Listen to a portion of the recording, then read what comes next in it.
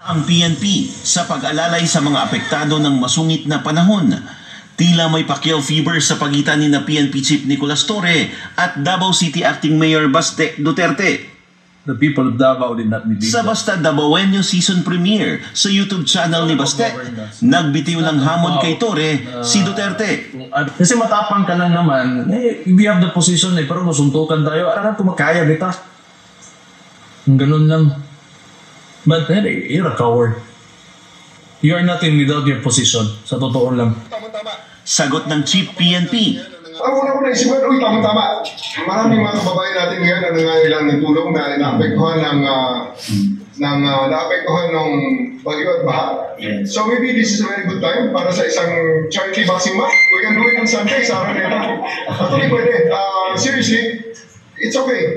Maganda yung pang charity, at least makatulong kami ni Mayor Baste sa ating mga kababayan na salanta. Ang proceeds nung kung ano man ang sigurado maraming manonood yan Dagdag pa ni Torre. So, gawin natin referee si Pwede. I think that will be a very good fundraising activity. Magamit natin sa ating mga kababayan na nasalanta ng bagyo and pagbabaha. So ako naman okay lang naman. Kung siya ay seryoso, let's just do it for a better cause.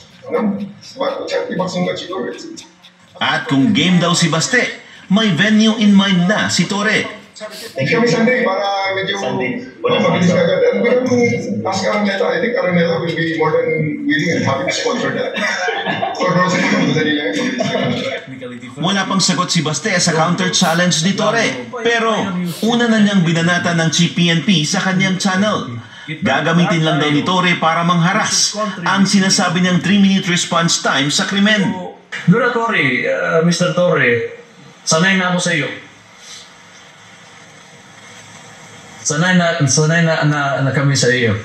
Kinidnap ko nga yung tatay ko eh. Okay na. Now just do whatever you want. You have 2 years until finding mo candidacy sa 2027.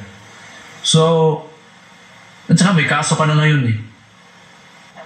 Think about it. Gusto mo harasin mo lang ako. Si Torre ang nanguna sa pag-aresto at pagsuko sa ICC sa ama ni Baste na si dating Pangulong Rodrigo Duterte. Pinangunahan din niya ang pagdakip kay KOJC leader Pastor Apollo Kibuloy. Para sa Agenda, Francis Polbe.